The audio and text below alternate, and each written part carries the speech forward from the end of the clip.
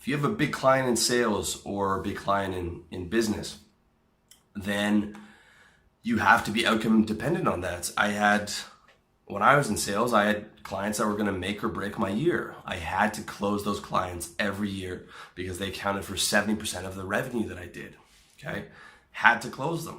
So very stressful, very nerve-wracking. But that was what I had to do. And I would do the prep for it for weeks in advance. I would sit at home, do the prep. I would replay how the client's going to go in my head. I would do everything. And it was very uncomfortable and I didn't like it and it was stressful, but it was what I had to do at the time. And if you're running your own business, when you get a shot at a big client that's going to bring in, somewhere sometimes 50 to 80% of your revenue will come from one or two big clients. You have to approach that like do or die. I have to make this happen. Okay. And that's just how it is. If your business is slow and you're not able to pay rent and your rent is due and it's a close call every month, then you have to get very serious and you have to focus on that heavily to make sure that you are able to get that money. Okay. The price to pay for major outcome dependence, for really caring, is stress, it's worry, it's anxiety. But that's what you have to do. That's what you have to do. That's what it takes to actually complete those things. You have to eat some level of stress and anxiety when you really care about something. And it's very hard to talk your way out of that, and you don't want to get caught up too much into the personal development thing of just, outcome independence and detachment, because I'll tell you what, those guys aren't detached from their big goals either. They can be telling you about being detached and being outcome independent, but if they lost all their money or they lost all their big clients in their personal development business, they would be very outcome dependent, just like every other person when it comes to those big things. Okay, so those are the things that you have to care about, and you have to eat the stress and anxiety to get those things done. All right. Now, that doesn't have to be forever. Okay. But during that time, it's going to be the guy who cares more who gets better results. Like, I'm trying to close that big client. So are the other 2 or 3 guys at the other firms that I'm competing with. They're all doing the same thing I did. If I'm slacking off, they're going to get that client. But when I care more about that client, I do more, I wine them, dine them more, I do more prep work, I show them I care more, then I'm the one who gets it. All right.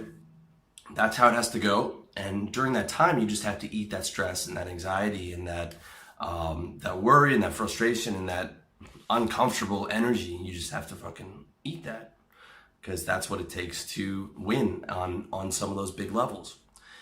However, that's not where you want to live for the rest of your life. Okay. That's why I talk about in my 4-part series, How to Achieve Your Goals. The first period is blasting and then cruising. And then you can get to where you can sort of like set it and forget it. Like, I could work out once a week and maintain for 10, 15 minutes and maintain the body that I have, 50 pounds of muscle or so, because of the work that I put in. Now I want to keep growing and I want to be able to do it and not take things that are going to jeopardize my health. So that are the goals that I'm working on. But to maintain, I could probably do that on one workout a week. Okay, because I'm in the phase of set it and forget it. I'm starting to come into the cruise phase of my business here. And on, with girls, I'm on the cruise phase. I'm on sort of set it and forget it, where I know that I can pick up. I know that I can meet girls. I've put in all the hard work, the rejections and all that, and built a skill set. Okay, so I don't have to eat those. I don't have to eat those big losses or that big anxiety anymore, because I've put it out of my life. Like when I was working in sales, I knew I had to get out of that, right? So I built a business where I don't have to worry about, my manager breathing down my neck and having $40,000 a month revenue targets and having to get that big client, because despite the money I was making, that type of lifestyle was horrible. Okay. So that doesn't have to be forever. Okay. You can structure your life so that you can set it and forget it in those areas, right? You don't have to live through that stress forever, but on the big areas that are valuable you do have to incorporate a certain amount of stress in the initial stages of achieving what you want to achieve. And then once you've achieved it, you can decide whether you can just set it and forget it. Your 4 yearly goals could be set it and forget it. If you're making $100,000 and your location a year from your service business, you're location independent, you're living in the sun, you already know how to pick up girls, you already have the body that you want, all 4 of your yearly goals could be set it and forget it because you've built those big areas up. However, when you are in the achievement process, when something goes wrong in your life, like you get sick or whatever, or you lose some clients, then you have to care and you have to be outcome dependent. You have to really go hard and you have to give it 110%. And you have to eat the stress and the anxiety that comes with it. And if you're building a business, the first couple of years, you are going to have to eat stress and anxiety. Okay, it is a hard thing to do. Pretty much every major goal that's worthwhile in the initial stages is hard. So you're gonna have to eat more stress and anxiety than the average guy, and you're gonna have to really care about getting that fucking outcome to succeed. But like I said, after the blast phase is over, you get to the cruise phase, slows down a little bit. Now you can sort of coast on neutral, and eventually you can get to the point where you're satisfied with what you have. Perhaps your physical, you're satisfied with your physique, you're satisfied with your income goals, and then you can get to set it and forget it and think, okay, now how little can I invest in this particular goal and still be able to maintain the result that I have, all right? And then you can become less dependent, then you can become more outcome independent, right? Because you already have the physique. But it's not until that point, okay? So it's very important that you guys understand that.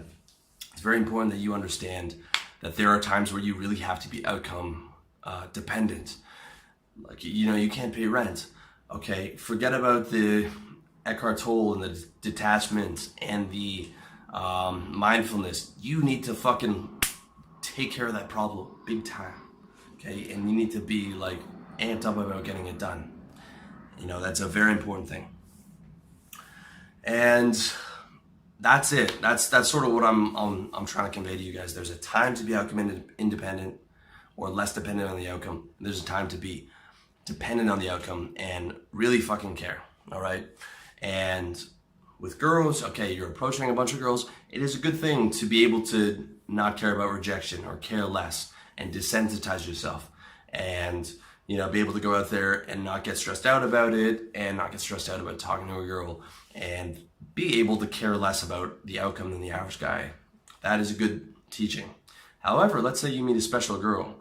She's beautiful, she's your type, she's intelligent, she sparkles when she smiles, her eyes sparkle and this and that. And you think, man, I could really like this girl. And, if you're like me, you don't meet a girl like that more than every 3 years or so. Now, in that situation, you got her number. That's where you're going to be outcome dependent. You're going to take her on a date. You're going to take her somewhere for dinner, perhaps somewhere nice. Now you're going to pull out the stops. You're going to put the game on. You're going to go 110% on your game. You're not going to do any risky moves. You're not going to do stupid shit. You're not going to, gamble with it too much. You're going to go full tilt because that girl has value to you. A lot of guys will say, well, you'd be outcome independent about every single girl. I don't believe that. I think there are some extremely valuable women out there that would add massive quality to your life. So when you find one like that, then you want to bring your A game, right? You want to dress nice. You want to wear a nice shirt, perhaps a suit, and, go all out, right? Just pull out all the stops. And you might actually be a bit nervous before a date like that. And that's good because that means that you actually care about it and you're going to be able to put on a peak performance, right? Anytime you're putting on a peak performance, you should be a little bit nervous because when you're not nervous, it means you don't care. When you're a bit nervous, then it means that this is important to you, all right?